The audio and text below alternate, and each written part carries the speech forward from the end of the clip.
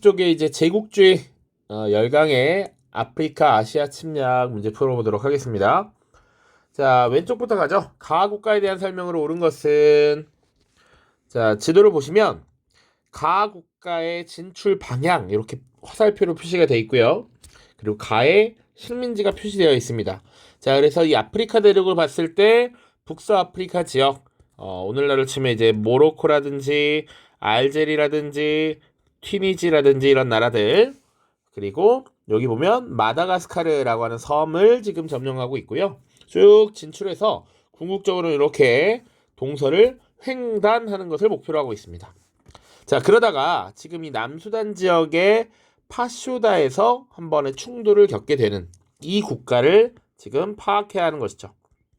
자, 횡단 정책, 마다가스카르, 북서아프리카, 파쇼다 충돌 이런 것들을 조합해서 봤을 때 이 각 국가는 바로 프랑스구나라는 걸 알 수 있습니다. 자, 파쇼다에서 충돌했던 건 요렇게 지금 종단 정책을 추진했던 영국과의 충돌이었습니다. 영국은 기본적으로 여기 이집트의 카이로와 그리고 케이프타운을 연결하는, 그리고 저 멀리 인도의 콜카타까지 3C 정책을 추진했었다까지도 봤었죠. 자, 가는 프랑스니까 한번 문제를 풀어보죠. 벵골 분할령을 발표하였다. 인도의 동북지방인 벵골 지역을 나누어서 통치하겠다라는 선언을 했던 것 영국입니다. 영국.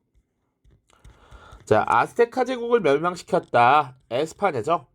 신항로 개척 이후에 이 아스테카 제국과 잉카 제국을 무너뜨린 것 모두 에스파냐였습니다. 아스테카 제국을 무너뜨린 것 코르테즈, 잉카 제국 피사로 같이 기억을 해두시라라고 얘기했었죠. 플라시 전투에서 패배한 것 바로 프랑스입니다. 자, 이 플라시 전투라고 하는 것 1757년에 벌어진 전투였고요. 벵골 지역, 그러니까 이 인도 지역에 대한 주도권을 두고 당시 영국군과 벵골 지역의 부대와 프랑스의 연합군이 전투를 벌였는데 여기서 영국군이 승리하고 프랑스가 패배했던 전투입니다.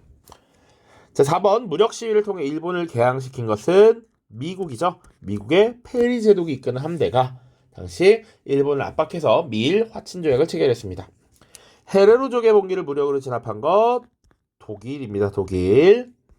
자, 오른쪽 가나 국가에 대한 설명으로 옳은 것은, 자, 유럽 열강의 아프리카 분할이라고 되어 있습니다. 자, 가의 식민지를 보시면 지금 남에서 북으로 쭉 내려오고 있죠. 요거 무슨 정책? 종단 정책이고요. 그러니까 가는 이거 영국이네 라는 거 알 수 있죠. 그 나를 보시면 지금 나는 여기 아프리카 북부 중간에 딱 위치해 있고요. 여기 소말리아 지역을 갖고 있습니다. 여기가 지금 오늘날 리비아고요. 여기가 소말리아입니다. 자, 그래서 요 나는 지금 리비아와 소말리아, 에리트리아 이런 지역을 갖고 있는 국가예요. 바로 이탈리아입니다. 이탈리아. 자, 지금 지도를 봤을 때 여기를 이렇게 연결해서 가졌으면 되게 좋았을 것 같지. 그런데 이 지역을 침략했다가 정복하는데 실패했어요. 그래서 이 나라는 독립국의 지위를 유지하게 되죠. 바로 에티오피아입니다. 에티오피아. 자, 그래서 지금 가는 영국, 나는 이탈리아이다. 자, 그리고 나서 보죠. 1번 아도아 전투에서 에티오피아에게 패배한 것은 지금 영국이 아니라 이탈리아입니다. 이탈리아. 2번 영국은 카이로와 케이프타운을 잇는 정책, 종단 정책을 추진했죠. 2번이 정답이고요. 3번 줄루 왕국을 침략하여 식민지로 삼았다. 줄루 왕국을 침략해서 초기에 이산드라나 전투에서 패배했고요. 그 이후에 다시 한번 병력을 이끌고 가서 무너뜨린 건 영국입니다. 영국. 이탈리아가 아니라 영국. 헤레로족의 봉기를 무력으로 진압한 것은 독일이었고요. 팽창 정책을 추진하면서 파쇼다 사건을 일으킨 건 영국은 맞는데 이탈리아가 아니라 프랑스였습니다. 프랑스. 자, 다음 보시죠. 가나 국가에 대한 설명으로 오는 것은 자 보시죠. 식민지배 야욕을 앞세운 유럽의 주요 국가들은 토지와 자원의 약탈을 정당화하기 위해서 책임감을 내세웠다. 유럽 밖의 야만인에게 문명을 전파할 책임이 유럽인에게 있다는 것이다. 자, 이른바 백인의 짐이라는 논리는 제국주의 정책을 뒷받침하는 명분이 되었다. 19세기 말 유럽 열강은 최대한 많은 아프리카 땅을 집어삼키려는 광란의 경쟁에 뛰어들었다. 가는 이집트와 우간다 등을 점령했고 나는 알제리와 마다가스카르 등을 차지하였다. 리비아, 소말리아, 토고 등도 유럽 열강에게 점령되었고 20세기 초에는 아프리카 대륙 대부분이 유럽의 식민지로 전락했다. 자, 가보시면 이집트, 우간다 요거 이집트에서 지금 포인트를 잡으시면 됩니다. 가는 영국입니다. 영국. 나는 알제리 그리고 섬 마다가스카르 역시 요거 프랑스구나 알 수 있죠. 가장 많이 나오는 건 영국과 프랑스입니다. 자, 가 보시죠. 영국 벵골 분할령을 발표하였다. 요게 맞습니다. 우리가 아직 인도의 독립운동까지 자세히 다루지는 않았으니까 요게 생소하지만 벵골 지역을 분할해서 통치하겠다라고 하는 것을 발표해요. 왜냐? 당시 인도 지역에 내부 분열을 일으키기 위해서 그것을 유도하기 위해서 당시 힌두 교도들과 이슬람 교도가 많이 거주했던 벵골 지역을 서벵골과 동벵골로 나눠서 지금 통제하려고 했던 것이죠. 자, 인도차이나 연방을 수립했던 건 영국이 아니라 프랑스입니다. 그래서 베트남이라든지 라오스라든지 캄보디아 같은 나라가 이 인도차이나 연방에 속해 있었고요. 그리고 1887년에 연방이 결성됩니다. 자, 플라시 전투에서 승리한 것 1757년 승리했던 건 프랑스가 아니라 영국이고요. 헤레로족의 봉기를 진압한 것은 독일이고요. 가나 모로코에서 두 차례 내립하였다. 모로코에서 충돌한 모로코 사건은 프랑스는 맞는데 영국이 아니라 독일과 충돌을 했습니다. 자, 오른쪽 가 국가에 대한 설명으로 옳은 것은 자, 제국주의자 세실 로즈의 동상을 즉각 철거하라 라고 되어 있습니다. 우리 학교 땡땡 건물 앞에 세실 로즈의 동상이 있다. 많은 학우들이 그를 막대한 재산을 기부하여 로즈학을 만든 자랑스러운 동문으로 여긴다. 하지만 그 세실 로즈의 부가 아프리카 식민 수탈의 결과물이라는 사실을 알아야 한다. 이집트와 남아프리카 연방을 잇는 가의 식민 정책을 주도했던 이가 바로 세실 로즈였다. 케이프타운 대학에 있던 그의 동상이 이미 철거되었다. 이제 우리 학교에서도 그의 동상이 사라져야 한다. 자, 이집트와 남아프리카 연방을 잇는 종단 정책을 추진했던 국가 바로 영국이죠. 영국. 자, 그러면 이제 영국에 대한 설명을 고르면 됩니다. 1번 콩고를 식민 지배하였다. 그래서 콩고는 사실은 이 아프리카 중부에 있는 국가인데 콩고를 식민 지배했다. 콩고도 지금 현재에도 두 개로 나뉘어져 있습니다. 그래서 프랑스령 콩고가 있고요. 벨기에령 콩고가 있습니다. 물론 우리 수능에서는 주로 이 벨기에에 대한 선지라고 보시면 되긴 합니다. 자, 미얀마를 식민지로 삼았다. 인도와 미얀마를 식민지로 삼은 건 영국입니다. 영국. 정답은 2번이고요. 인도차이나 연방을 수립한 것은 프랑스. 헤레로족 너무 많이 나왔죠? 독일. 자, 중국이 21개조 요구를 제시한 것 일본입니다. 일본. 자, 당시 중국에게 21개조 요구사항을 제시하고 압박을 했던 것 일본. 자, 다음 페이지 보시죠. 151쪽. 밑줄 친 신흥국에 대한 설명으로 옳은 것은 나는 전쟁 직전에 폐하에게 우리의 대정책에 변화가 필요하다고 간청한 적이 있다. 당시 세계는 두 국가의 대립과 갈등으로 요동치고 있었다. 두 국가 중 하나는 인도를 비롯한 수많은 식민지를 거느린 패권국이었고 다른 하나는 카메룬 등을 식민지로 삼아 아프리카로 진출한 신흥국이었다.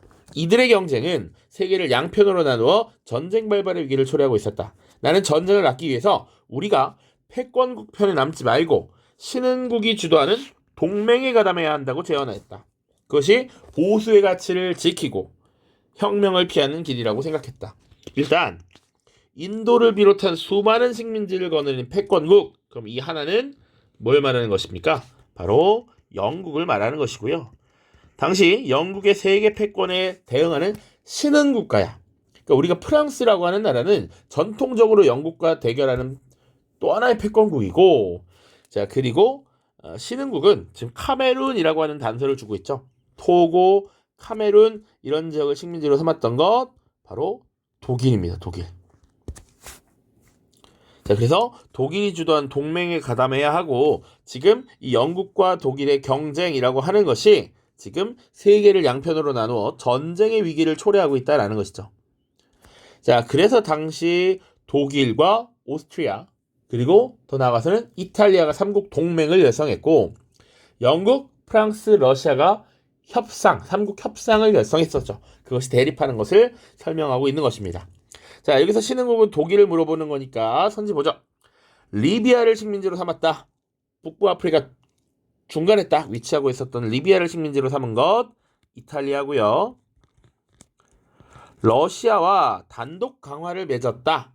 요게 독일입니다. 우리가 아직 1차 대전을 다루지 않았는데, 당시에 1차 대전이 벌어졌을 때 전쟁의 중심에 있었던 독일은 당시 러시아에서 혁명이 일어나자 러시아가 독일과 단독 강화를 맺고 전쟁을 이탈합니다.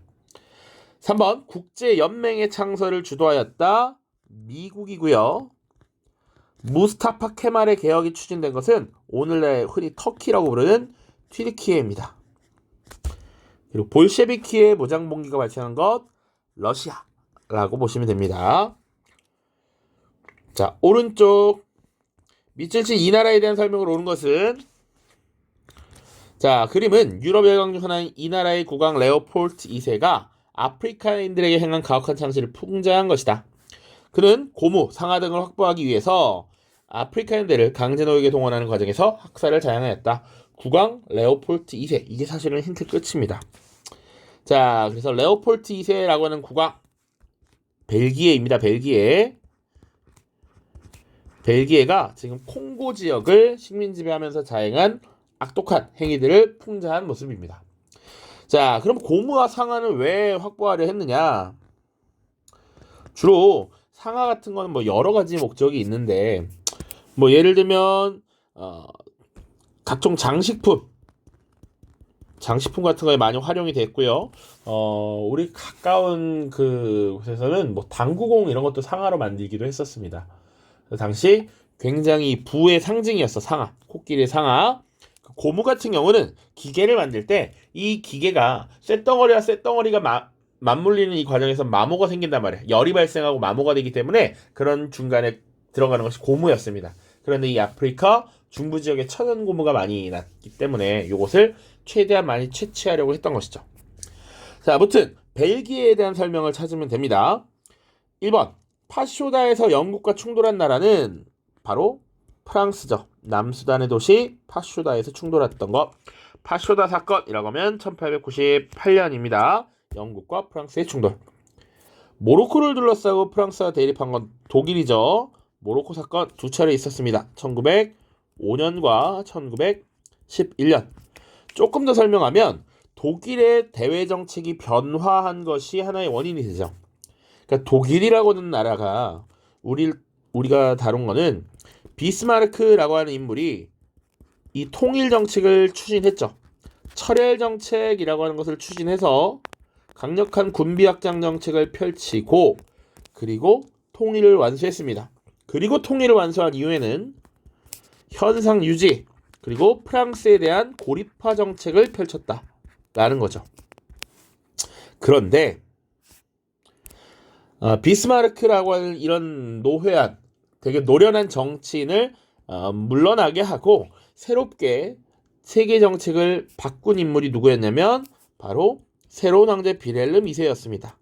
자, 이 빌헬름 2세는 기존의 이런 비스마르크의 정책을 뒤집고 세계 정책을 펼치기 시작해요. 그래서 군사력을 더 늘려서 기본적으로 영국과 경쟁을 하게 되죠. 영국과의 경쟁에 나서게 되고, 그것이 이 유럽의 주변국들의 위기를 불러일으켜서 독일을 둘러싼 주변 국가들의 외교적인 동맹 관계를 만들게끔 유도합니다. 뭐 유도했다기보단 야기했다라고 보는 게 맞죠. 자, 그래서 당시에 독일은 아프리카 지역에 진출해서 더 많은 식민지를 갖기 위해 노력했는데 그러다 보니 프랑스와 충돌을 하게 되었다라는 것이고요. 아도와 전투에서 에티오피아에게 패배한 것은 이탈리아고요. 4번 줄루족과 벌인 이산드라나 전투라고 하면 영국이고요. 정답이 5번입니다. 프랑스 등과 함께 콩고강 일대를 분할 지배했어. 그래서 벨기에령 콩고, 프랑스령 콩고 이렇게 조금 차이가 있습니다. 다음 문제 보시면 또 지도입니다. 가 국가에 대한 설명을 옳은 것은 자, 가는 아프리카에서 노예를 포획하여 아메리카로 수출함으로써 많은 부를 축적하였다. 19세기 후반에는 용병으로 활용하여 아프리카 식민지에 대한 장악력을 확대하였다. 지금 지도에 표기되어 있는데 그동안 우리가 많이 봐왔던 영국이나 프랑스와는 다릅니다. 예를 들어서 영국 같은 경우는 주로 종단 정책을 추진하니까 주로 요렇게 보이는 경우가 많습니다. 프랑스 같은 경우는 뭐 일부 좀 그렇지만 요런 식으로, 그리고 요 마다가스카르까지 이렇게 가져가죠. 그리고 뭐 여기 이탈리아 이렇게 기억할 겁니다. 근데 지금 요거 선생님이 수업 때도 얘기를 했었는데요. 요렇게 삼각형을 그려서 가져간 나라가 있고, 지금 여기 있는 가는 나름 대칭적으로 비슷한 높이의 영토를 이렇게 가져갔습니다. 요게 포르투갈입니다. 포르투갈. 지도를 통해서 조금 기억해 두세요. 포르투갈. 그래서 대표적인 식민지라고 하면 앙골라, 모잠비크 같은 나라가 해당됩니다. 자, 1번 미국과의 전쟁에서 패배하여서 쿠바 지역을 상실하였다. 요게 에스파냐에 대한 설명입니다. 에스파냐. 2번 이집트를 보호국으로 삼고 수에즈운하를 차지한 것 영국이고요. 선지의 내용도 익숙해지셔야 됩니다. 동남아시아에 진출하여 인도차이나 연맹을 수립하였다. 프랑스고요. 자, 정답은 4번이죠. 16세기 동남아시아와 유럽 사이에 향신료 무역을 주도하였다. 자, 그래서 주요 거점들을 장악했던 것, 고아, 물라카, 캘리컷 이런 것들 다 포르투갈이 지금 주도했던 거점 도시들이죠. 베를린, 비잔티움, 바그다드를 연결하는 3B라고 하면 바로 독일이 나오셔야 됩니다. 독일. 자, 오른쪽 밑줄 친 우리나라에 대한 설명을 옳은 것은 동료 의원 여러분 하고 쭉 나와 있습니다. 자, 바로 넘어갈게. 하지만 우리나라가 이번 전쟁을 통해 얻은 마닐라 일대와 과민의 현지인들은 우리의 법과 제도를 원하지도 않고 수용할 마음도 없어 보입니다. 왜 우리는 우리 문명을 강요하는 데 혈안이 되어 있습니까? 쭉쭉쭉. 자, 이번 전쟁을 통해서 마닐라와 괌을 얻었대. 자, 마닐라는 필리핀의 도시입니다. 필리핀의 도시. 자, 그리고 또 사실은 영국왕의 인도 제국 통치를 경험한 바 있는 키플링 어쩌고저쩌고 나와서 지금 제국주의적 모습에 대해서 여러 가지 얘기를 하고 있는 것인데, 필리핀과 괌을 획득하게 된 나라, 우리나라 바로 미국을 얘기하는 거예요. 그리고 이번 전쟁의 대상 바로 에스파냐입니다. 그래서 에스파냐가 식민지로 갖고 있었던 필리핀을 미국이 뺏었다라는 것이죠. 조금 더 뒤에 이제 에스파냐, 미국뿐만 아니라 필리핀에서 그래서 일어난 독립운동도 다룰 텐데, 이 필리핀이라고 하는 나라는 기본적으로 신항로 개척 시기에 이미 에스파냐와 포르투갈의 영향을 받으면서 쭉 역사를 전개해온 나라입니다. 그래서 필리핀은 원래 에스파냐의 식민지였다가 미국에게 그 주권이 넘어가게 돼 그 과정에서 있었던 전쟁이 흔히 미국 에스파냐 전쟁이라고 하는 것이죠. 1898년입니다. 자, 그리고 필리핀의 독립운동 과정을 뒤에 또 다룰 텐데, 이 미국 에스파냐 전쟁 과정에서 당시 미국이 필리핀 사람들에게 이 전쟁에서 우리를 도우면 우리가 에스파냐로부터의 독립을 돕겠다라고 했고, 그 과정에서 필리핀의 청년들을 조직해서 이 전쟁을 후원했던 인물이 호세 리살, 그 뒤에 아기날도 이런 인물들이 나와요. 주로 이 아기날도에 의해서 에스파냐 전쟁 지원이 이뤄지게 되는데 결국 미국은 약속을 뒤집어 엎고 에스파냐가 가져 있던 필리핀을 식민 지배하게 되죠. 자, 마다가스카르를 식민지로 삼았다. 프랑스이고요. 자, 주룽반도 요거 아직 안 다뤘는데 주룽반도의 일부 지역을 할양받았다. 영국입니다. 영국이 중국으로부터 홍콩 지역, 그 뒤에 주룽반도 이런 땅을 식민지로 얻어냅니다. 중앙아프리카 지역의 콩고를 지배한 것은 벨기에를 얘기하는 것이고요. 일본으로부터 최애국 대우를 인정받은 건 미국.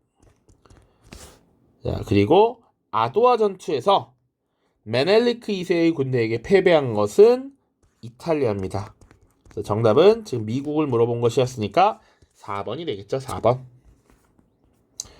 자, 한 페이지만 더 풀겠습니다. 가나 국가 사이의 관계에 대한 설명을 옳은 것은이야. 지도에 두 개의 나라를 찍어주고 두 관계를 물어봤다.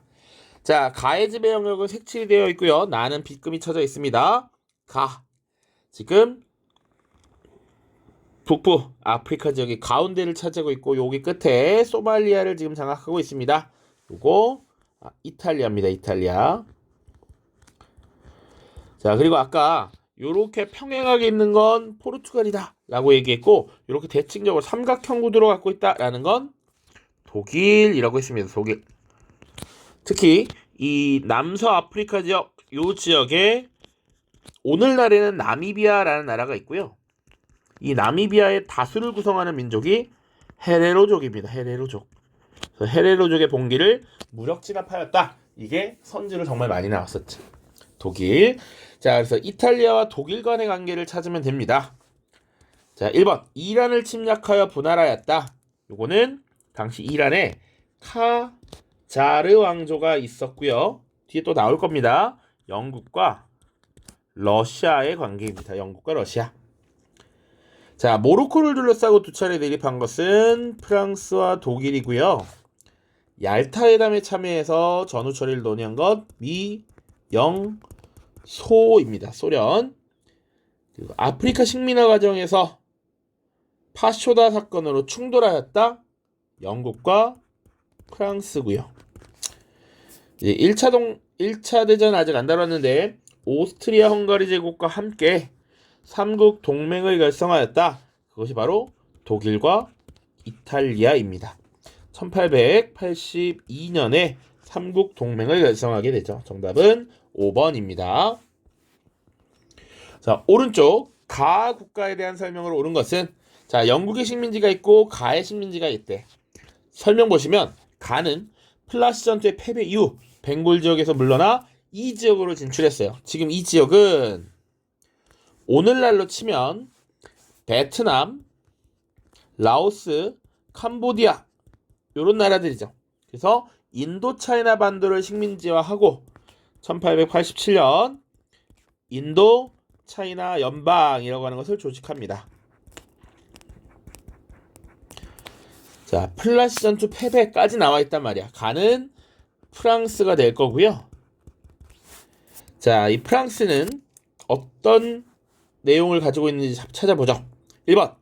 필리핀을 식민지로 삼은 것은 에스파냐와의 전쟁에서 승리한 미국이고요. 제 2차 아편전쟁에 가담하였다. 이것이 정답입니다. 2차 아편전쟁은 바로 이제 다음 주제로 다루게 될 텐데 당시 중국, 청나라와 영국, 프랑스의 연합군이 지금 경쟁을 했던 전쟁이었습니다. 포토시은광, 볼리비아의 포토시은광을 개발했던 것 에스파냐고요. 이산드라나 전투에서 패배한 것 영국. 바스코다가마의 항해를 지원한 건 포르투갈입니다. 포르투갈. 이런 식으로 개별국가와 관련된 선지를 명확하게 파악하셔야 문제를 계속 풀 수가 있습니다. 이것은 얼마든지 계속 출제가 될 수 있는 부분입니다. 자, 왼쪽 아래 가 국가에 대한 설명으로 옳은 것은 홍콩에서 보내온 아버지의 서신을 1시간 전에 전달받았습니다. 홍콩과 인접한 이곳에서는 최근 안타까운 사태가 벌어지고 있습니다. 가에서 파견된 총독이 일부 극단주의자들에게 암살당한 것입니다. 그는 가의 식민지인 앙골라의 부총독직을 거쳐서 중국으로부터 확보한 이 지역의 총독으로 부임하여 우리 상인들의 참호역을 지원하였지요. 쭉쭉쭉쭉 나와 있습니다. 앙골라라고 하는 나라를 식민지로 삼았던 가 국가. 또 앙골라 말고 모잠비크라는 나라도 있습니다. 앙골라와 모잠비크를 식민지로 삼았던 나라. 요거까지 알면 좋고요. 포르투갈입니다. 그리고 나중에 홍콩에서 얼마 멀지 않은 마카오라고 하는 지역의 식민지를 또 하나 획득하게 되는 것이죠. 역시 포르투갈입니다. 포르투갈. 요 마카오입니다. 그래서 포르투갈에 대한 설명을 찾으면 되는 거예요. 자, 1번 네덜란드의 무역 거점을 빼앗겼다. 요거 맞는 설명입니다. 자, 요거 무역 거점 뭐 여러 가지가 있을 수 있지만 주로 초기에 에스파냐와 포르투갈이 신항로 개척을 주도했었고 그 뒤에 네덜란드가 이 세력을 대체하는 이런 모습이 많이 나타납니다. 대표적인 게 물라카라고 하는 지역이야. 이 물라카 해협의 도시, 이 거점 도시였는데요. 동남아시아 지역의 무역을 주도하는 주요 거점이었는데 이게 원래 포르투갈의 지배하에 있다가 나중에 네덜란드에게 빼앗기고요. 심지어 이것이 영국에게 넘어가기도 합니다. 그 주요 거점을 네덜란드에게 많이 뺏겨요. 자, 일본도 마찬가지죠. 일본도 사실은 서양 세력, 특히 포르투갈, 에스파냐 상인들이 막 진출했었는데 기독교 포교 문제가 발생하면서 포르투갈, 에스파냐 상인은 쫓겨나고 네덜란드 사람들만 그 일본에서 독점적으로 무역을 하게 되죠. 자, 아스테카 제국과 잉카 제국을 정복한 것은 에스파냐고요. 무적 함대를 격파하고 동인도회사를 설립한 것은 영국. 리비아를 중심으로 북아프리카 식민지 건설한 건 리비아라고 하면 이탈리아죠. 자, 피로도가 많이 있어서 실수가 자꾸 나옵니다. 5번 레오폴트 2세 콩고, 바로 벨기에입니다. 벨기에. 자, 오른쪽 가나 국가 사이의 관계에 대한 설명으로 옳은 것은 자, 북서아프리카 탕헤르에서 충돌 위기에 직면하였던 가와 나의 갈등은 미국 스여도 루즈벨트의 중재로 일단 봉합되었다. 하지만 또 한 차례 대치 상황이 발생하면서 양국의 대표단은 1년의 회담을 진행하여 합의안을 도출했다. 이로써 가는 토고와 카메룬의 대부분 지역에 대한 주요 권익을 확보해야 했으며 나는 콩고 강력의 일부 지역 외에도 서아프리카에 있는 자국령을 통해 사하라 사막 일대에 대한 안정적인 지배권을 행사할 수 있게 되었다. 이로 인해서 두 나라의 긴장 관계는 완화될 것으로 보인다. 자, 요 탕헤르라고 하는 도시가 모로코라는 국가에 있었던 도시입니다. 모로코의 한 도시 탕헤르. 그리고 지금 충돌 위기에 직면한 이 국가가 한 차례 더 대치 상황 발생했대. 2번이야, 2번. 우리 모로코 사건 2번이었던 거 기억하죠? 1905년과 1911년입니다. 자, 그리고 토고와 카메룬의 대부분 지역, 토고, 카메룬을 식민지로 가졌던 것 독일이고, 나는 콩고강 유역, 우리 벨기에령 콩고 말고 프랑스령 콩고 있다 이렇게 얘기했고요. 서아프리카 지역에 있었던 자국령, 모로코 같은 나라, 모로코, 알제리 뭐 이런 것들, 요게 프랑스죠, 프랑스. 자, 그래서 이 두 나라가 두 차례 충돌 위기를 겪었다라고 하면 설명이 완벽하게 맞아떨어지지. 자, 그래서 프랑스와 독일과의 관계를 볼 텐데 선지가 시대가 막 섞여 나옵니다. 그래서 정리 한번 해볼게. 1번, 이건 나중에 다룰 텐데요. 1972년 당시 냉전 체제가 격화되면서 미국과 소련 사이에 전략 무기를 급속도로 늘려가는 이런 경쟁이 나타나 그런 것을 우리 막자라고 해서 전략무기 제한협정을 체결하죠. 이게 미국과 소련입니다. 미국과 소련. 이번 얄타 회담 1945년 2월이었고요. 미국, 영국, 소련 3개 나라가 모였습니다. 팽창 정책을 추진해서 파쇼다 사건을 일으켰다. 1898년이죠. 당시 영국과 프랑스가 되겠고요. 알자스 로렌 지방의 지배권을 두고 갈등을 빚었던 건 맞죠. 그래서 사실은 프랑스와 프로이센의 전쟁, 흔히 말하는 보불 전쟁의 결과 독일 제국이 알자스 로렌 지역을 가져가기도 했고요. 1차 대전이 끝나고서는 다시 프랑스가 이걸 가져가기도 했었습니다. 정답 4번이고요. 5번 대서양 원장을 통해서 전후 평화 수립 원칙을 천명했다. 이건 당시에 영국과 미국이 되겠습니다. 그래서 윈스턴 처칠과 프랭클린 루즈벨트가 모여서 전후 평화 수립 원칙을 1941년에 지금 천명을 했었습니다. 자, 여기까지 이제 문제 봤고요. 이제 다음 시간에는 중국에서의 민족운동 보도록 하겠습니다. 이게 상당히 생각보다 내용이 많아요. 그래서 내용 정리하고 문제까지 풀어보도록 하겠습니다. 자, 고생했습니다. 안녕.